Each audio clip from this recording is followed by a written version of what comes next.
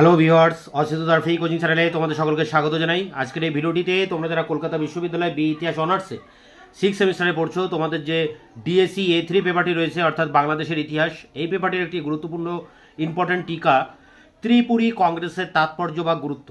তা দেখো, ত্রিপুরী কংগ্রেসে সুভাষচন্দ্র বসু জয়লাভ করেন, কিন্তু গান্ধীর সাথে তার মতানৈক্য বাধে। গান্ধী তার কারণ সুভাষের যে বামপন্থী ঘেঁষা নীতি, তার বিরোধিতা করেছিলেন গান্ধীজি। এছাড়া গান্ধীজির যে অহিংস নীতি, তার প্রতি কোনো আস্থা ছিল না সুভাষের।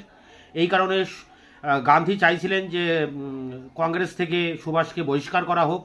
তাই তিনি ছলে বলে কৌশলে নিজের স্বার্থকে চরিতার্থ করার জন্য সুভাষকে কিন্তু কংগ্রেস থেকে এক প্রকার বহিষ্কার করেন। মানে প্রথমে অসহযোগিতা করেন এবং বাধ্য হয়ে সুভাষ কংগ্রেস ছেড়ে বেরিয়ে আসেন। তা সুভাষের এই বহিষ্কার, এটা কিন্তু গান্ধীজির একটা কলঙ্কময় দিন বা কলঙ্কময় একটা অধ্যায়। কারণ তিনি সম্পূর্ণ ব্যক্তি স্বার্থকে চরিতার্থ করার জন্য তিনি একেবারে অনৈতিকভাবে সুভাষের বিরুদ্ধে এই কঠোর নীতি তিনি নিয়েছিলেন।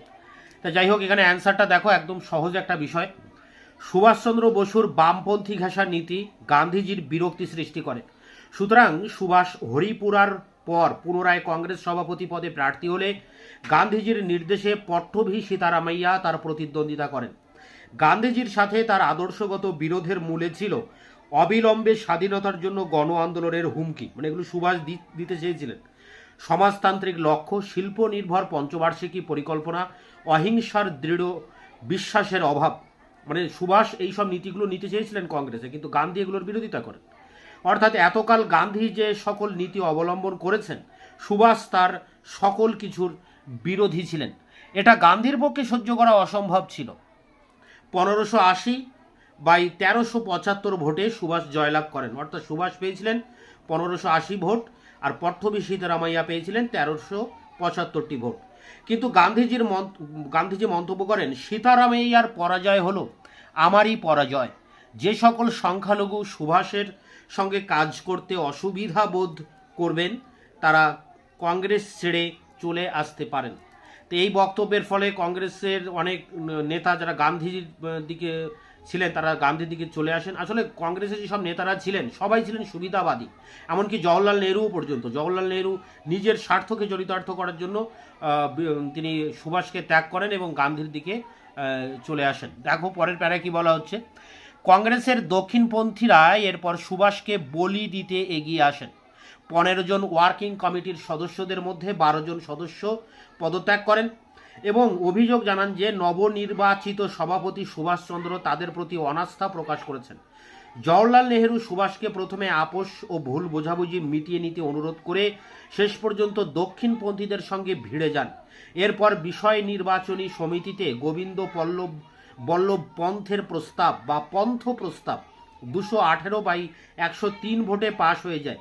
এই প্রস্তাবে বলা হয় যে কংগ্রেস গত 20 বছর ধরে গান্ধীজির ওপর আস্থা রেখেছে এবং এখনও রাখছে। নতুন সভাপতি যেন তার ওয়ার্কিং কমিটির সদস্য গান্ধীজির ইচ্ছানুসারে করেন। ত্রিপুরাতে মহাগণ্ডগোলের পর ওয়ার্কিং কমিটি পন্থ প্রস্তাব সাধারণ সভায় পাশ হলে সুভাষের আর কোনো পথ খোলা রইল না। এরপর সুভাষ ওয়ার্কিং কমিটি গড়ার জন্য গান্ধীজির নির্দেশ চাইলে গান্ধীজি তাকে তার নিজের কমিটি গড়ে নিতে বলেন। হতাশ সুভাষ মন্তব্য করেন যে আমি যখন দেশের শ্রেষ্ঠ মানুষটির আস্থা হারিয়েছি, তখন আমার আর সভাপতি থেকে কাজ নেই। তিনি সভাপতির পদ থেকে পদত্যাগ করেন। এরপর সুভাষ ফরওয়ার্ড ব্লক গঠন করে কংগ্রেসের পতাকার নিচে কাজ করতে চাইলে নিখিল ভারত কংগ্রেস কমিটির দক্ষিণপন্থী সদস্যরা তাকে দল গঠনের অভিযোগে বহিষ্কার করেন। পরের প্যারা, এই ঘটনার যে তাৎপর্যটা কি বা সুভাষের যুক্তি কি, গান্ধীর যুক্তিটা কি ছিল, সবকিছু দিয়ে এই প্যারাতে দেওয়া হয়েছে। দেখো, ত্রিপুরী কংগ্রেস ও পরবর্তী ঘটনার জন্য কে দায়ী, এ নিয়ে আজও বিতর্ক চলছে। এ সম্পর্কে ঐতিহাসিকদের মধ্যে তীব্র মতভেদ দেখা যায়। কোনো বাঙালি ঐতিহাসিক মনে করেন যে গান্ধীজি ও কংগ্রেসের দক্ষিণপন্থী নেতারা সুভাষের প্রতি ঘোর অবিচার করেন এবং সুভাষ ভোটাধিক্যে সভাপতি হলেও তাকে কৌশলে কোণঠাসা করে বিতাড়িত করা হয়।